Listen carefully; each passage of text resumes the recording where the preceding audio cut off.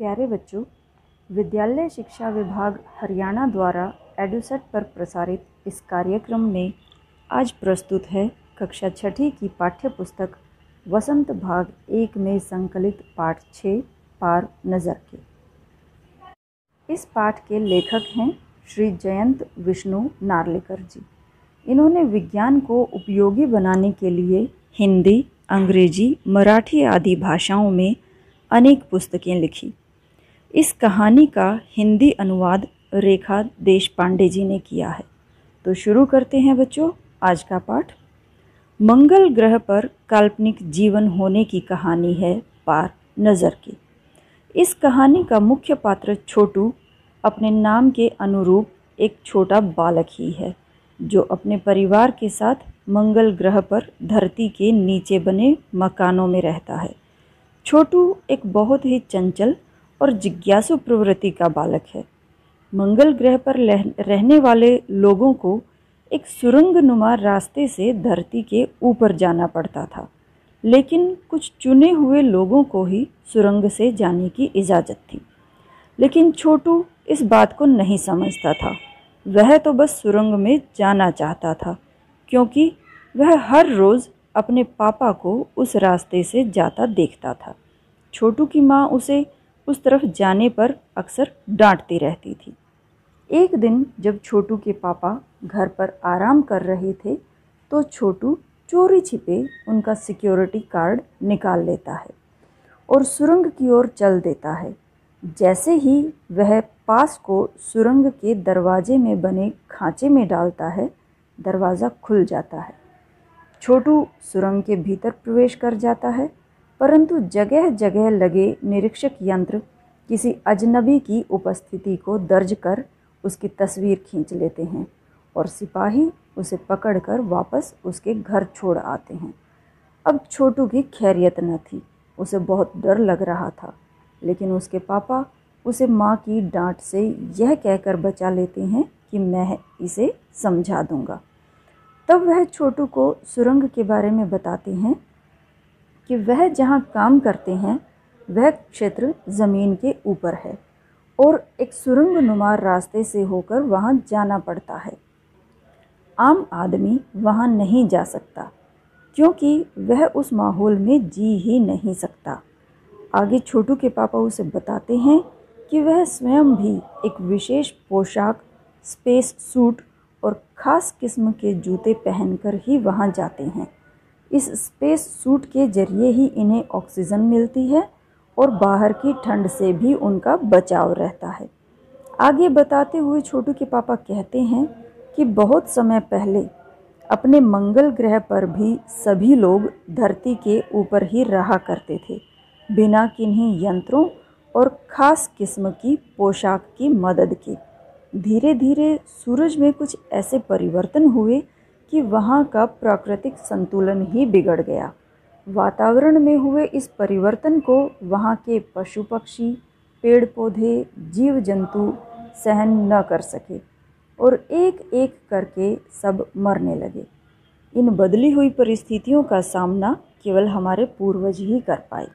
वह आगे बताते हैं कि अपने तकनीकी ज्ञान के आधार पर हमने ज़मीन के नीचे अपने घर बना लिए और ज़मीन के ऊपर लगे यंत्रों के सहारे हम सूर्य शक्ति, सूरज की रोशनी और गर्मी का प्रयोग करने लगे। इन्हीं यंत्रों की देखभाल के लिए मुझे और मुझ जैसे कुछ चुनिंदा लोगों को बार बार सुरंग के रास्ते जाना पड़ता है।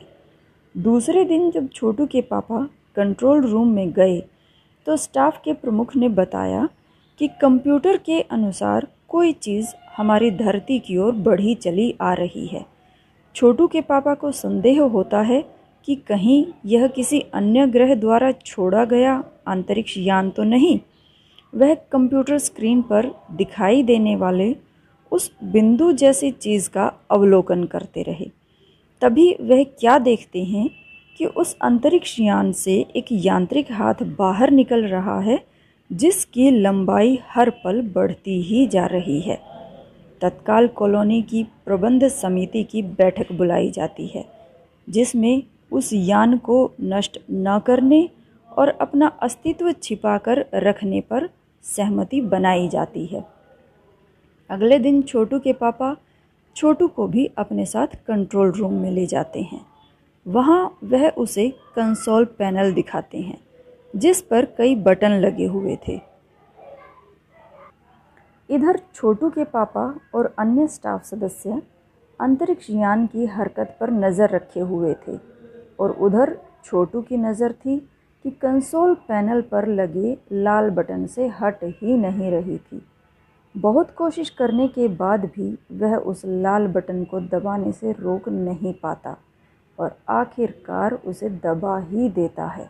तभी खतरे की घंटी की आवाज़ सुनकर सभी का ध्यान कंसोल पैनल की ओर जाता है और छोटू के पापा उसकी इस हरकत पर एक झन्नाटेदार थप्पड़ रसीद कर देते हैं, मगर तब तक यान के यांत्रिक हाथ की हरकत रुक जाती है और यान बेकार हो जाता है। उधर पृथ्वी पर national aeronautics and space administration नाम की एक संस्था, जिसे संक्षिप्त रूप में नासा भी कहते हैं, ने एक वक्तव्य जारी किया कि मंगल ग्रह की धरती पर उतरा हुआ अंतरिक्ष यान वाइकिंग अपना निर्धारित काम कर रहा है। हालांकि किसी कारणवश यान का यांत्रिक हाथ बेकार हो गया है, परंतु तकनीशियन उसे ठीक करने के प्रयासों में लगे हुए हैं। इसके कुछ ही दिनों बाद पृथ्वी के सभी प्रमुख अखबारों में एक खबर छपती है कि नासा के तकनीशियनों ने रिमोट कंट्रोल के सहारे वाइकिंग को ठीक करने में सफलता हासिल कर ली है और यान ने अब मंगल की मिट्टी के नमूने इकट्ठा करना शुरू कर दिया है। पृथ्वी के वैज्ञानिक मंगल ग्रह की इस मिट्टी का अध्ययन करने के लिए बड़े उत्सुक थे। इसके अध्ययन से वह इस बात का पता लगाना चाहते थे कि क्या मंगल ग्रह पर भी पृथ्वी की ही तरह जीव सृष्टि का अस्तित्व है या नहीं, परंतु यह प्रश्न आज भी एक रहस्य ही बना हुआ है। तो यह थी बच्चों पार नज़र के पाठ की विज्ञान पर आधारित एक रोमांचक कहानी। आशा है आपको पसंद आई होगी। आइए अब पाठ में आए नए शब्दों की जानकारी हासिल कर लेते हैं। सुरंगनुमा सुरंग जैसा, मनाही रोक, सिक्योरिटी सुरक्षा, चंद कुछ, चुनिंदा चुने हुए, नज़र बचाकर छुपते हुए, खांचा दरार या छेद, मौका अवसर, निरीक्षण निगरानी, संदेहास्पद संदेहपूर्ण, खैरियत कुशल, लाजिमी उचित या उपयुक्त, मुमकिन संभव, पुरखे पूर्वज, उष्णता गर्मी, सुचारू अच्छी तरह से, अक्षम अयोग्य, मंशा इच्छा, जाहिर प्रकट करना। और अब बारी है प्रश्न अभ्यास की, जो कि प्रश्न कहानी से ही हैं। पहला प्रश्न है, छोटू का परिवार कहाँ रहता था? उत्तर, छोटू का परिवार मंगल ग्रह पर ज़मीन के नीचे बनी कॉलोनी में रहता था। प्रश्न 2, छोटू को सुरंग में जाने की इजाज़त क्यों नहीं थी? पाठ के आधार पर लिखो। उत्तर, छोटू को सुरंग में जाने की इजाज़त इसलिए नहीं थी क्योंकि यह ज़मीन के ऊपर जाने का रास्ता थी। इस रास्ते से केवल कुछ चुने हुए लोग ही जा सकते थे और वह भी केवल स्पेस सूट पहनकर ही जा सकते थे। आम लोगों को वहां जाने की इजाज़त नहीं थी क्योंकि वहां बिना सुरक्षा उपकरणों के आम आदमी का जीवित रह पाना मुश्किल था। प्रश्न 3, कंट्रोल रूम में जाकर छोटू ने क्या देखा और वहां उसने क्या हरकत की? उत्तर, कंट्रोल रूम में जाकर छोटू ने देखा कि अंतरिक्ष यान क्रमांक 1 वहां से साफ नज़र आ रहा था। वहां छोटू के पापा ने उसे एक कंसोल पैनल दिखाया जिस पर कई बटन लगे थे। वह लाल बटन छोटू को बार बार अपनी ओर खींच रहा था। छोटू भी इस लाल बटन को दबाने की अपनी इच्छा को नहीं रोक पा रहा था और आखिरकार वह उस लाल बटन को दबा ही देता है। प्रश्न 4, इस कहानी के अनुसार मंगल ग्रह पर कभी आम जनजीवन था, वह सब नष्ट कैसे हो गया, इसे लिखो। उत्तर: कहानी के अनुसार एक समय था जब मंगल ग्रह पर भी आम जनजीवन था, परंतु सूरज में हुए परिवर्तन के कारण वहाँ का प्राकृतिक संतुलन बिगड़ गया। वहाँ के पशु पक्षी, पेड़ पौधे, जीव जंतु प्रकृति के इस बदले हुए रूप का सामना न कर सके और एक एक करके सब मरने लगे। प्रश्न 5, कहानी में अंतरिक्ष यान को किसने भेजा था और क्यों? उत्तर: अंतरिक्ष यान को national aeronautics and space administration NASA ने मंगल ग्रह की मिट्टी के विभिन्न नमूने इकट्ठे करने के लिए भेजा था, जिसके अध्ययन से इस बात का पता लगाया जा सके कि क्या मंगल ग्रह पर भी पृथ्वी की ही तरह जीव सृष्टि का अस्तित्व है या नहीं। प्रश्न 6, नंबर 1, नंबर 2 और नंबर 3 अजनबी से निपटने के कौन कौन से तरीके सुझाते हैं और क्यों? उत्तर: नंबर 1, 2 और 3 अजनबी से निपटने के निम्न तरीके सुझाते हैं। नंबर 1, हमें इन अंतरिक्ष यानों को नष्ट नहीं करना चाहिए, भले ही हम ऐसा करने में सक्षम हैं, क्योंकि हमें ऐसा करने से कोई जानकारी हासिल नहीं हो पाएगी। उनकी जानकारी के अनुसार इन अंतरिक्ष यानों में केवल यंत्र हैं, किसी तरह के जीव उनमें सवार नहीं हैं। नंबर 1 ने यह सुझाव इसलिए दिया क्योंकि कॉलोनी की सुरक्षा की पूरी जिम्मेदारी उसी के ऊपर थी। नंबर 2 जो कि एक वैज्ञानिक थे, उन्होंने नंबर 1 की बात का समर्थन करते हुए कहा कि यदि हम इन यंत्रों को बेकार कर देते हैं तो दूसरे ग्रह के लोग हमारे बारे में जान जाएंगे, जिससे हमारे लिए खतरा और बढ़ जाएगा। अतः वे सुझाते हैं कि उन्हें केवल अवलोकन करते रहना चाहिए। नंबर 3 एक सामाजिक व्यवस्थापक हैं और वे अपने अस्तित्व को छिपाकर रखने का सुझाव देते हैं। वे यह भी सुझाव देते हैं कि उन्हें अपने वहाँ का प्रबंध कुछ इस प्रकार का रखना चाहिए जिससे उन यंत्रों को यह गलतफहमी हो कि इस ज़मीन पर कुछ भी इतना महत्वपूर्ण नहीं है जिससे वे लाभ उठा सकें। आइए अब थोड़ा अनुमान लगा कर देखिए और कल्पना करके देखिए। यहाँ हम कुछ प्रश्नों के बारे में बात करेंगे जो आपकी कल्पना और अनुमान पर आधारित होंगे। प्रश्न 1, यह कहानी ज़मीन के अंदर की ज़िंदगी का पता देती है। ज़मीन के ऊपर मंगल ग्रह पर सब कुछ कैसा होगा, इसकी कल्पना करो और लिखो। प्रश्न 2, मान लो कि तुम छोटू हो और यह कहानी किसी को सुना रहे हो, तो कैसे सुनाओगे? सोचो और मैं शैली में यह कहानी सुनाओ। आइए बच्चों, अब हम बात करते हैं भाषा की बात की। आप यहाँ पर एक शब्द लिखा हुआ देख रहे होंगे, वार्तालाप, जो 2 शब्दों के योग से बना है, वार्ता जमा आलाप। इसमें वार्ता के अंत का आ और आलाप के आरंभ का आ ध्वनियों के मिलने से जो नया परिवर्तन हुआ है उसे बच्चों संधि कहते हैं। तो एक बार हम संधि की परिभाषा देखते हैं क्या होती है। 2 निकटवर्ती शब्दों की अंतिम और पहली ध्वनियाँ मिलकर जब एक हो जाती हैं तो जो नया शब्द बनता है उसे संधि कहते हैं, जैसे आपने वार्तालाप शब्द में देखा। आइए कुछ और उदाहरण भी देखते हैं। जैसे शिष्टाचार, जो 2 शब्दों से मिलकर बना है, शिष्ट जमा आचार, और इसमें शिष्ट के अंत का अ और आचार के आरंभ का आ मिलकर आ बन जाते हैं। तो शब्द बन गया शिष्टाचार। दूसरा शब्द है श्रद्धांजलि, जो श्रद्धा जमा अंजलि के योग से बना है और जिसमें श्रद्धा के अंत का आ और अंजलि के प्रारंभ का अ मिलकर आ बन जाते हैं। इसी प्रकार दिनांक में दिन जमा अंक से मिलकर बना है और जिसमें दिन के अंत का अ और अंक का आरंभ का अ मिलकर आ बन जाते हैं, तो इस प्रकार दिनांक शब्द बन जाता है। तो अब इन शब्दों में आप स्वयं ढूंढ कर देखिए कि किन किन ध्वनियों को संधि कहते हैं। उत्तरांचल, सूर्यास्त, अल्पाहार, विद्यालय, मतानुसार, वीरांगना, परमार्थ, परमाणु, वेदांत, पराधीन।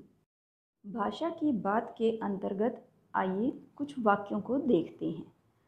पहला वाक्य है, कार्ड उठाते ही दरवाज़ा बंद हुआ।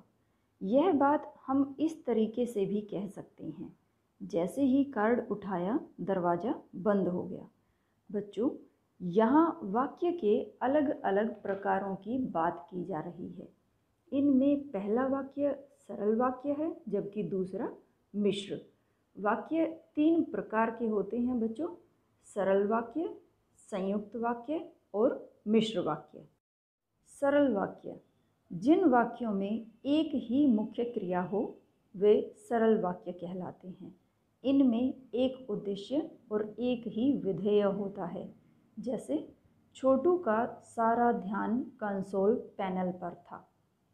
संयुक्त वाक्य, जिन वाक्यों में 2 या 2 से अधिक सरल या उपवाक्य समुच्चय बोधक शब्दों जैसे और, तथा, अथवा, किंतु, परंतु, लेकिन, इसलिए, क्योंकि, अतः आदि से जुड़े हों, संयुक्त वाक्य कहलाते हैं।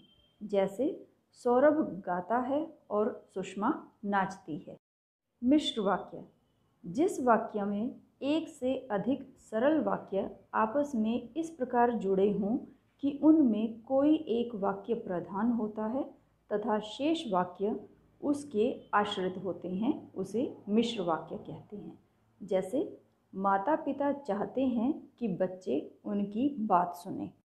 अब मैं कुछ वाक्य लिख रही हूँ बच्चों, जिन्हें आपने सरल, संयुक्त और मिश्र वाक्यों में बदलना है। एक उदाहरण मैं आपकी सहायता के लिए करके दिखा रही हूँ। उदाहरण है, सुबह हुई, पक्षी चहक उठे। इसका सरल वाक्य बनेगा, सुबह होते ही पक्षी चहक उठे। संयुक्त वाक्य इस प्रकार बनेगा, सुबह हुई और पक्षी चहक उठे। और मिश्र वाक्य, जैसे ही सुबह हुई पक्षी चहक उठे। तो अब आपने इसको देख लिया बच्चों कि एक वाक्य से हम किस प्रकार से सरल, संयुक्त और मिश्र वाक्य बना सकते हैं। तो अब आपकी बारी है।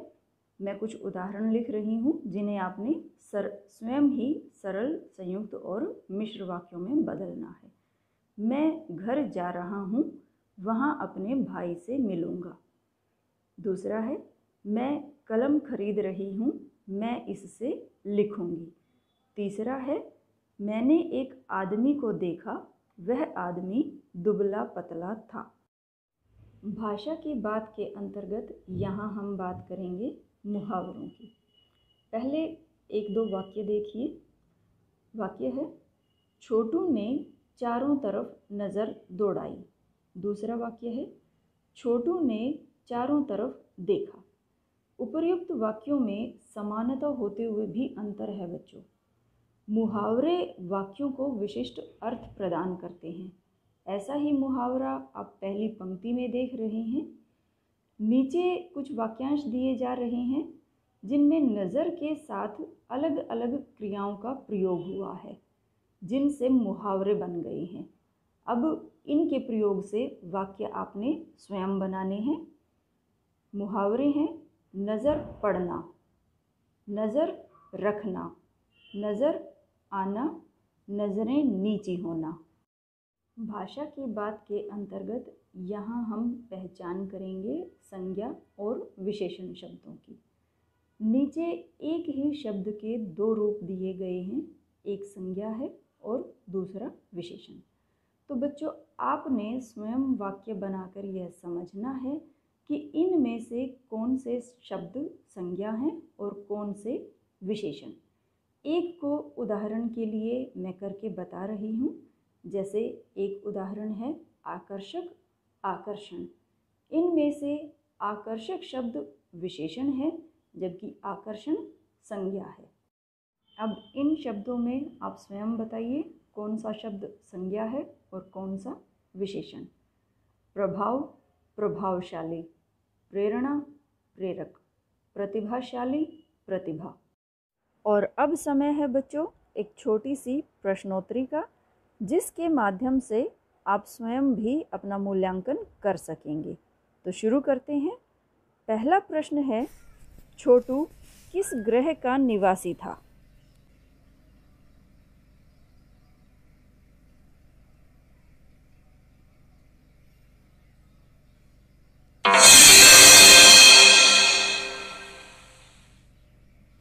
प्रश्न 2 है, पार नज़र के कहानी के लेखक कौन हैं?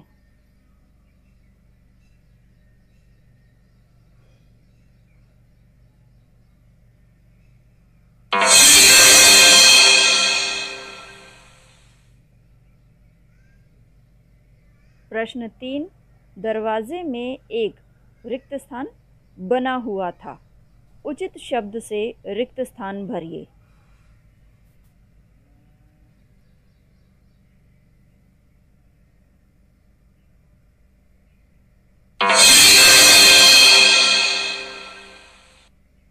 प्रश्न 4, सुरंग में जाने के लिए पहनी जाने वाली विशेष पोशाक का नाम बताएं।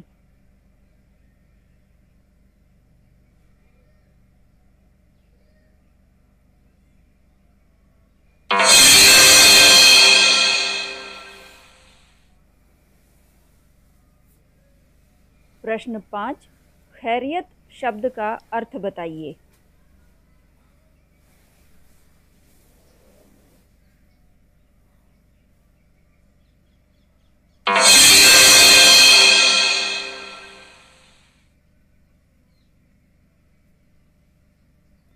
प्रश्न 6, national aeronautics and space administration का संक्षिप्त नाम क्या है?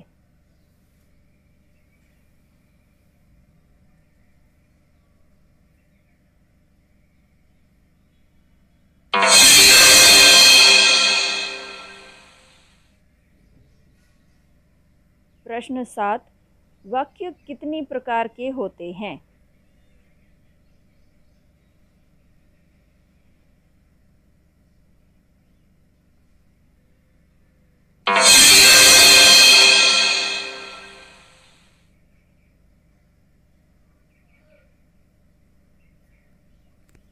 प्रश्न 8, मंगल ग्रह पर भेजे गए अंतरिक्ष यान का क्या नाम था?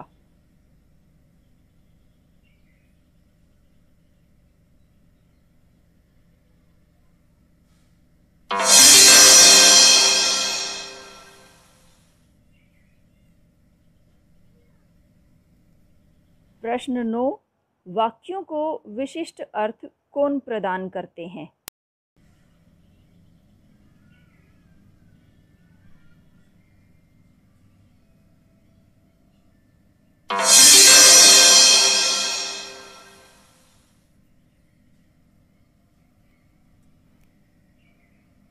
प्रश्न 10, प्रभावशाली शब्द क्या है?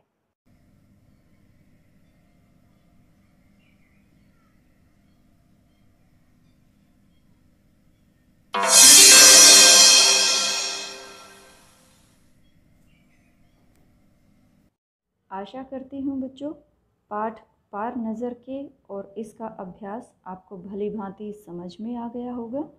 इसे ध्यानपूर्वक देखने, सुनने और पढ़ने के लिए आपका बहुत बहुत धन्यवाद।